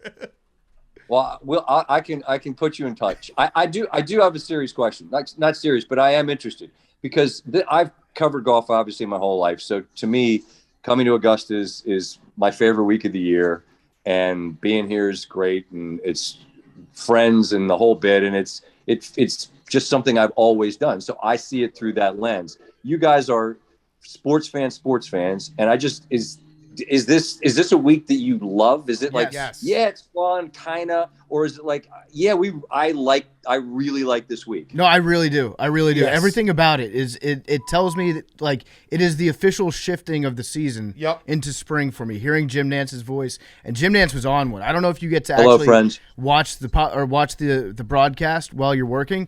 He was on one today. He was just ripping off the whole.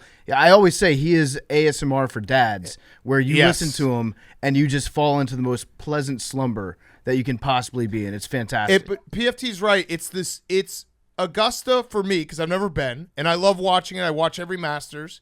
It's like the time and place. It's whenever Masters week comes around, it's like, that first 50, 60-degree day pops, and it's like, all right, we've made it. We've made it through winter. It just, everything kind of feels a little different, where there's something very, very special about it. And the tradition, even when they did it in the fall, I was like, this isn't the Masters. Like, it's nice. They're doing it, but it's not the Masters. Like, it's the spring. It's Jim Nance. It's just the fact that it's the same place every year and all the history. You just love it. that same bird keeps showing up and Yep. making that same sound over and over and over again.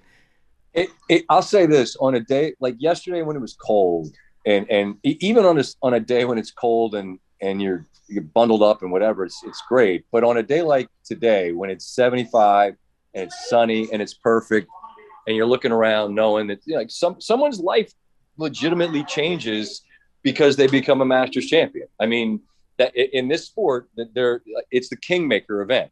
And you win this, and then for the rest of your life, Scottie Scheffler, who already seems like he's 40 years old, is going to come here when he's 50 years old.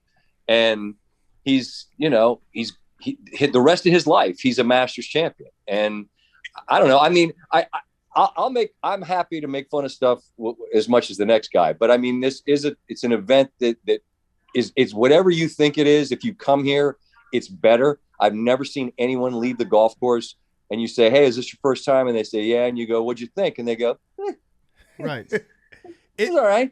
It's its bucket entire list. It's thing. bucket list. Yeah, it's iconic. Like we say that a lot of stuff is iconic. The Masters Augusta is iconic. I would love to go there one day. Mostly, I just want to try everything that they have at the concession stand. Can you give us like a real quick power ranking of the different concession stand foods they have? By the way, before you do this, my favorite thing is when they show the menu and it's like you can eat all this for $20. It will just cost you $10,000 to get in. Like sweet, awesome. But see, they could gouge you once you're here, and they don't. True. Because they truly don't need your money. Yes.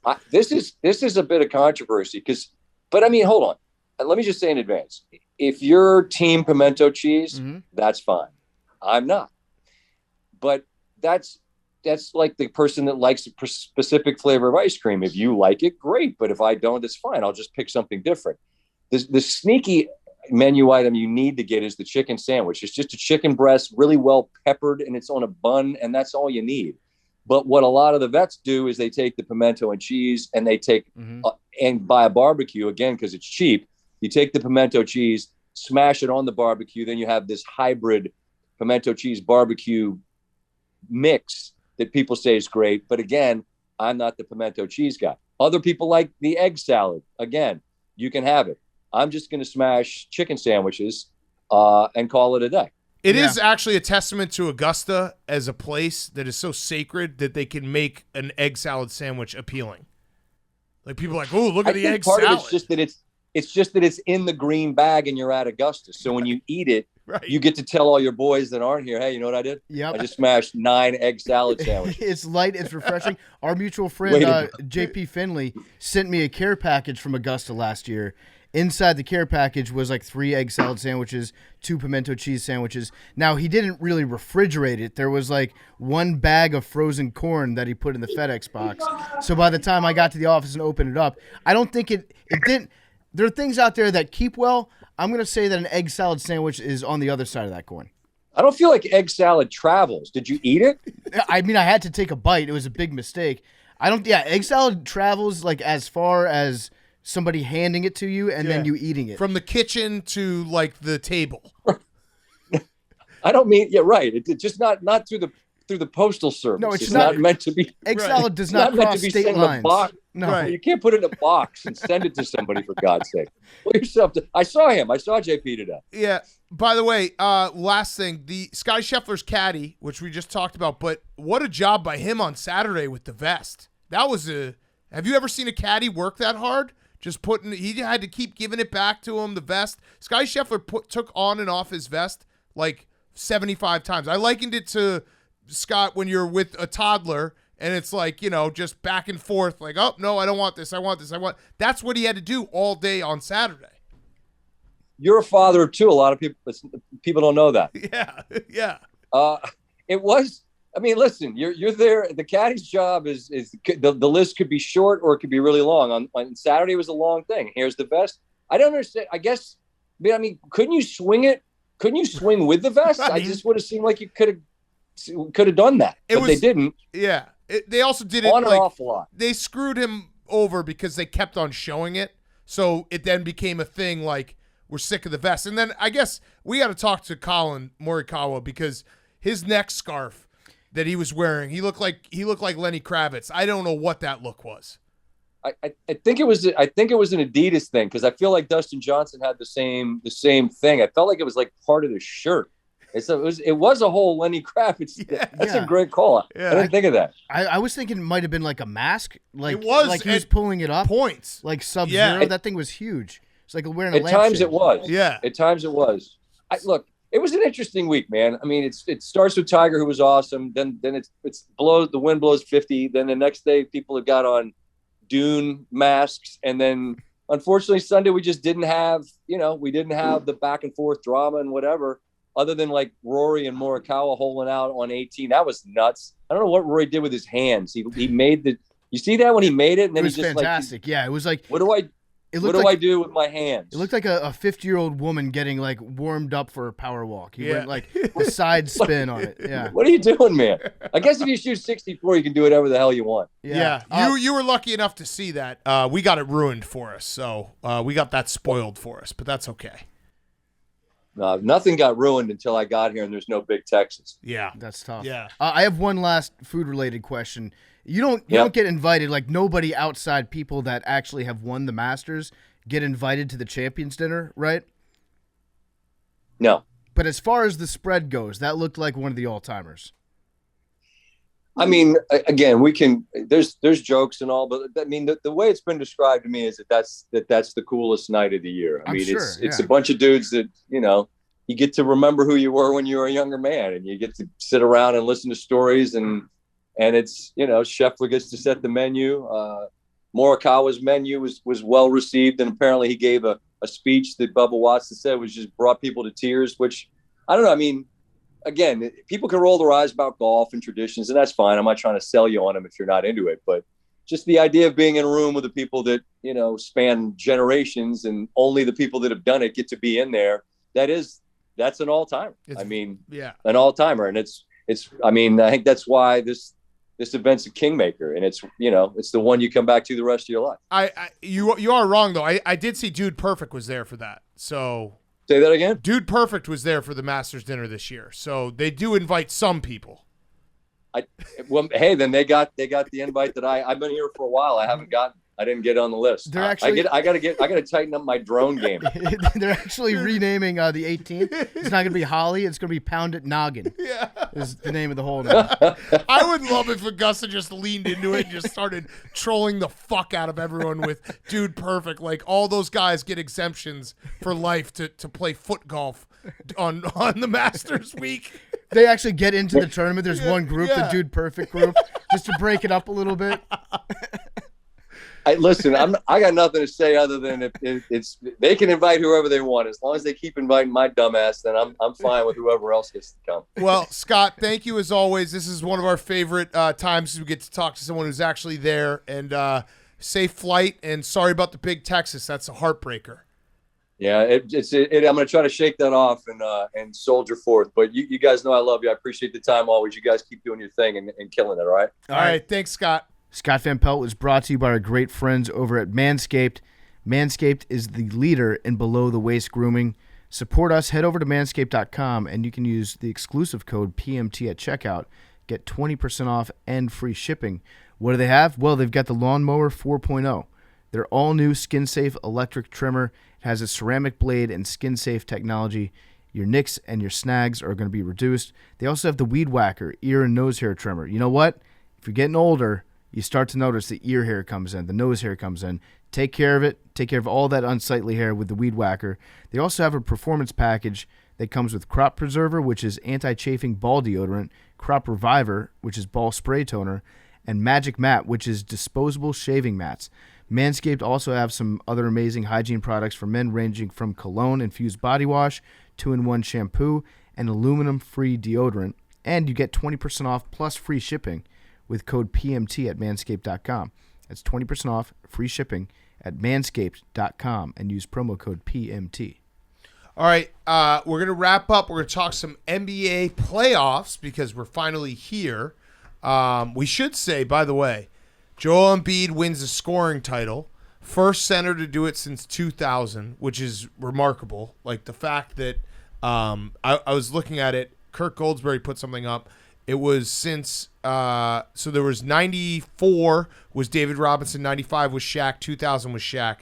That's the list of centers that have won the scoring title in like the last 40 years. Mm-hmm. That's how good of a season Joel Embiid has had. There's been some heated debate about Jokic, Giannis for MVP.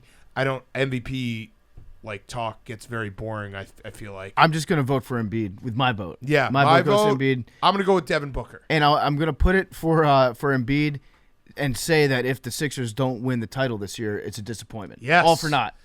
Well, it's James Harden's fault. So yeah, yes, there is the perfect scapegoat besides Doc Rivers. So Hank, I know that you've been getting into it already with a certain element of Sixers Twitter, as you like to do. Any death threats? Any personal messages? No, I mean, there was a lot of people. I had a tweet, it was during the Celtics win streak when they were still like 4 or 5 games back in the division where I was like, feed me Philly. I got a lot of people, even our own Adam Ferrone, that was like, be careful what you wish for, blah, blah, blah, blah, blah. And then in the past month or so, the Celtics obviously won the division today. They got the number 2 seed. They didn't tank. They didn't quit. They didn't rest their starters. They played it out. And then there's a lot of Philly fans that in the last month, like I've seen them. I follow them all. I see what they're doing. I'm watching the games, and they're all like, this team sucks. Harden sucks. Like, they've fallen off James Harden. They don't – that high that they were riding when they got James Harden where they were all like, this is it. We've got the missing piece. Championship or bust. They're already off that high, and they're just worried about beating the Raptors. I think I might have been right about that trade when it happened, when I said I think both teams might lose this trade. Well, Simmons might – there was a report today that he might come back for the playoffs. Yeah. The world needs – But that's Nets, it's going Sixers in to the be playoffs. so weird having Simmons be come back for the unbelievable. first time in the playoffs. Like, surely this player won't throw off all the chemistry that we have. Right, but he also like what? It's not like he is gonna like. You're not saying if Ben Simmons comes back for the playoffs, oh, he might have trouble like shooting because he hasn't shot in a while. Right. If he doesn't Like shoot, his that's skill, probably good. his best skill set can probably show up and play. He could probably show up and play defense. I was thinking about it. Joel Embiid, like incredible season. All those stats that I just said, the fact that he's the first center in 20 years. He's also the first center since Moses Malone in 1982 to average more than 30 points a game. It's crazy. Even if you want to say like, oh, the 90s was slower pace and not as many points, who cares? Look at the 80s and 70s when they scored nonstop. Joel Embiid, though, is setting himself up perfectly to be the most sympathetic figure in like all of sports. When you think about Ben Simmons kind of ruined his chances, and now James Harden, who you want to talk about a pile-on. Everyone loves to pile on James Harden. It's one of the funnest things to do every spring. It's a tradition unlike any other. We go from the Masters to joking about James Harden being hungover in a playoff game. Like, James Harden will fuck this up for Embiid, and everyone's going to be like, Embiid is so good, why, like, he deserves a ring. I've already seen that he deserves a ring. Well, I don't know. It's gonna be like trying to figure out who to blame between Harden and Doc Rivers, because people love to pile on Doc Rivers too. Yeah, well, he does that to himself. He already bashed James Harden, which was awesome. Did you see that the other day? He was like, some reporter asked about the backups, and he's like, well, James didn't do anything. Like, he just said it. He said it after a game. He's like, James Harden stinks. But we are set with the playoffs. I'm a little. The Bucks basically. The play-in game, too, is also, like, I think we should probably just tell people what the play-in game is, because up until today when I was going through scenarios, I kind of forgot about how serious the play-in tournament. It's the play-in tournament. Yes. It's a lot. It's not just a play-in game. It's a lot. So Tuesday night is Cavs Nets. Well, Monday night, too. For No, not Monday night. Western Conference. Nope, it's Wednesday. I thought we said it was Monday, Tuesday. I know. I just saw it. It's Wednesday. What the fuck? I know. Wait, I know. it was listed on my phone as being Monday night. It's Wednesday. I just saw the thing behind you. I wouldn't have known it. So it's Wednesday, Thursday, Friday? It's Tuesday. Tuesday, Wednesday, Thursday, Friday? Yeah, so Tuesday's the Cavs and Nets. It's not What? by conference. Tuesday is Cavs Nets. Tuesday night, later at 9:30 is Clippers T-Wolves. Wednesday is Hornets Hawks, Spurs Pelicans. They did change it. And then I assume Thursday they just play everything? I don't know. Friday? No, it's a doubleheader Friday. Friday. Okay, so there you go. And then the playoffs start on Saturday. And the winner of Nets Cavs is the 7 seed. So even though technically, the Cavs are the 8, the Nets are the 7, if the Cavs beat the Nets, they're the 7, and then the Nets have to play the winner of the Hornets Hawks just to make the 8. And I told you, I think the Cavs can beat the Nets. I'm just going to say now. Hank has two things going on. Cavs have been his team all year because he bet on them, and 2, he doesn't want the Celtics to play the Nets in the first round. Cavs fight. It was funny because I heart. came in and Hank was sitting in darkness, full darkness, by himself in the office. He was in the lab. He was in the lab, like breaking down playoff scenarios, and it was funny because we both came at it from different angles. He's coming at it from a team, the Celtics, that could possibly win the title, and I have been crunching the playoff scenarios to figure out like what's the least amount of embarrassment the Bulls can take. And we now have actually gotten the most amount of embarrassment with the Bucks, because that's going to be an absolute shit show. The Bucks will probably sweep. I was weighing all weekend. I was like, would I rather get swept by the Bucks and have Packers fans up my ass, which I'm used to, or would I like to play the Celtics, maybe win one game, Coach K's revenge. but know that Coach K's revenge, and also Dave tweets me out of the clouds, out of nowhere for like 2 weeks, or have the Sixers and have like Smitty laughing in my face.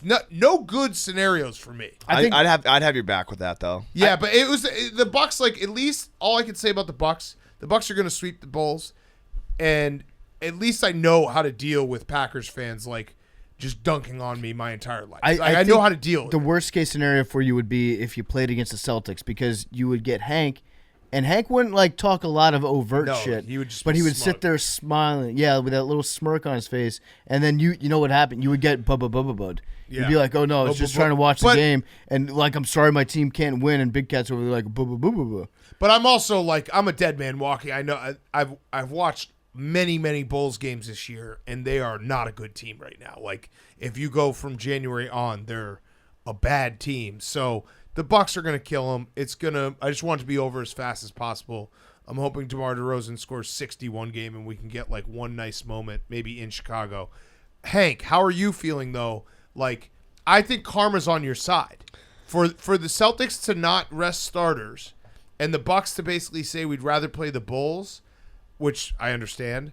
Karma's on your side. To like, the teams that don't tank have karma. I think the Celtics have been one of the best teams the second half of the year. I think they were like 23-24, and they finished something crazy like 23-7 or something. That's probably not exactly right, but they've been very, very hot. Obviously, without Robert Williams in the first round, it's tough going against the Nets, not at full strength. I still think we can win. I would much rather play, though, the Cavs. I'm just gonna be honest. I'd rather play the Cavs, even though the Cavs are scrappy. They are a better team. They're a better matchup for us. I still think we can beat the Nets, and then if we beat the Nets, we have a better path to the finals. I think I don't know. It's gonna be. I don't know. It's gonna be interesting. The Nets and the Bucks are legitimate matchups that I could see going either way. I'll say that. What I'm looking forward to is the play-in game out west, Clippers T-Wolves. Yeah. Because according to Paul George, this is not a Paul George versus Pat Beverly match. Oh, it's going to be a Paul George versus Pat Beverly match. Pat Beverly, by the way, is not on board with you saying that it's not about Paul George versus Pat Bev. This is a playing game, so is there playing game P? Because it's not playoff. P. It's play-in P. Yeah, it's not. This is not the playoffs. Shout out R. Kelly. Yeah, you're not.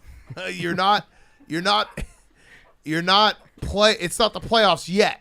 You're not officially in the playoffs until you actually play a series. That would actually be the funniest thing to happen to Paul. We've seen it all happen to Paul George, and we've loved laughing when it does. But for him to lose in a play-in game, that would be the ultimate. Yes. I am, and we're going to have Rosillo on later this week to break it all down, but I do think that it's just going to be the Suns and Bucks again. And I know that, Hank, you poo-pooed that, but I just think Giannis he's so fucking good. And I know this is based off, like, facts that everyone knows, but sometimes it's that easy. Sometimes we spend all year watching these NBA teams trying to talk ourselves into something new and different. And it's like, oh yeah, Giannis is just a fucking monster. I think I'm doing what I've learned over and over again watching sports that you should not do, which is to be like the Nets. Look at all the talent they've got. Right. The Nets are a dream team. I'm kind of talking myself into that. Like they're too good to lose before the finals. Yeah. So I'm going Suns and Bucks rematch. I think it's plus 600 if you want to parlay them or like set that up for them to meet in the finals. That's my pick. I don't know. Maybe Rosillo will tell me I'm the dumbest person ever, and that the Nets. We got to get Kirk Goldsberry back on. Shit. Yeah, to do his Nets. He redemption, literally ruined the Nets. He I'm gonna did. go Celtics Warriors. Oh, Ooh, that's spicy. I like that. Something new. You know what? I'm gonna double dip. I'm gonna go Nets Warriors. Oh, These two teams, KD. best Yes. on paper. What do you mean double dip? Meaning, like the Warriors are kind of. I'm treating them the same way I'm treating the Nets, which is they're too good. They've got so much talent. They're going to figure it out. You're betting on names. You know what? I'm doing a guy off. Yeah, you're An doing. internal Hey, guy I off. know a bunch of names on these teams. Yep. That must be the best team. Also, don't be shocked if the Nuggets. Don't be shocked. That's me saying. I That's would be me shocked. tossing a name Yes, out there. I would be shocked. And just saying, don't be shocked, so I don't actually have to put They any have weight like behind crazy, it. they have crazy injuries. Don't yeah, be if shocked, don't anyone, be shocked. Yeah, you basically did you did a free roll for a take where it's like, I didn't say that. I just said don't be shocked. The Nuggets, they're You'll the take team. you'll take 100% credit if the Nuggets get Yep. there, and you'll take 0% of the blame if they don't. Don't be surprised. Yeah, right. Okay. I like that. I'll say don't be surprised with the Grizzlies. We all get don't be surprised. Okay, team. Hank, who's your don't be surprised team? The Cavs. Okay. Okay. That's funny. Don't be surprised. They are They're fighting. going to beat the Nets. Jared Allen and Mobley, are they playing? Don't be surprised. Did you see Kevin Love's stat line tonight? It was incredible. He played 14 minutes. He had 32 points. 14 minutes. He went 8 for 11 from 3. That's crazy. awesome. Don't let the boy get hot. They were playing against the Bucks backups, but who the fuck cares? And I had a lot of Bucks fans. They're not the smartest people. They were just. I tweeted like, "Oh wow, Bucks are limping into the playoffs." I knew they weren't playing anyone. Shout out to Drew Holiday for getting $307,000 for playing 8 seconds today. I love so those awesome. things. Those are the best. Okay, that's the show. Anything else? Anything else we missed? Billy, you got anything we missed? Also, I have a big future on the Pelicans to be in the playoffs after the play-in games are over. Oh, How awesome would it be if Zion just somersaulted out there for the playing game? That'd that be would awesome. be cool. I'm off the Pelicans because when we were in New Orleans, I bet on That's them. on you. Yeah, I bet Get on off yourself. Yeah, I know. I should get off myself. I bet on the Lakers. The last game LeBron played until he fucking withdrew from the entire season and left all of Laker Nation behind.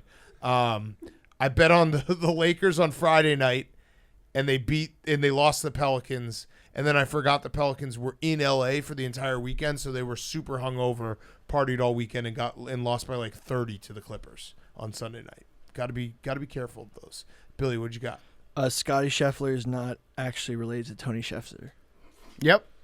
Nothing gets by Billy. I disagree. Yeah, I disagree. Where'd you get that information? When I said it, if you're watching the YouTube, when I said it, I don't know if we have Billy's reaction, but he like perked up in his seat, like holy fuck. No, I Googled it after you said it 'cause I did not know. Yeah, I know you did. Billy, sometimes it's actually endearing that Billy doesn't know that sometimes we say things on this show that are intentionally completely incorrect just to get that exact react. Like, did you look? up, Did whoa. you? Well, Did you look up where Manchester was located when I said it was in South London? When I said it was in London. Yeah, No, it I was a kn- joke. Hank dude. was Hank- pulling I your knew. legs the No, entire time. I'm just saying. You asked if I had anything. I was like, well, I did that is actually something. Google that. No, you're right. I did ask. I and did you do a quick you did Google. provide. Yeah, we'll have more. I'm excited for the NBA playoffs. I'm pumped. I'm very, very excited. For Don't the be NBA surprised. playoffs. Except minus the Bulls. That's gonna be really, really sad. that would I might just actually- be hacked for the entire first round. You know how memes sometimes does a fake Adam Scheffler? How many account? games That would for be a them? What if good they win 2 rebrand games? to Adam Scheffler, Adam just like a Scheffler. jacked up meathead version. Yeah. If the Bulls won 2 games, I would be happy, but they're also in a bad spot just overall. It's just everything fell apart. If they won 2 games, that would be hey, we acquitted ourselves well. We weren't Now they're not going to win a game. I'm not rooting for this to see Hank's personal demise, but I do think it would be good for the show if it ended up being a Sixers Celtics series. I want it. Whereas Hank, I could get- fucking want there it. we go. Okay, Hank, I like want it so bad. I also am just going to say this right now. If the Nets play the Celtics and the Nets somehow beat the Celtics, I think Frank the Tank should be allowed on this show for 10 minutes to laugh at you. Agreed. Fine. Just giggle. He's not allowed to say anything. Just giggle. I mean, it will be torture. It will be torture. 3. All right, numbers. 22. 6. 19. 25. 86 is out. Jake, no 18. You guys told me to win it with a different team. 91. Oh, reciprocal. Booth Bay and Wiscasset, Maine are considered the worming capital of the world. Love you guys.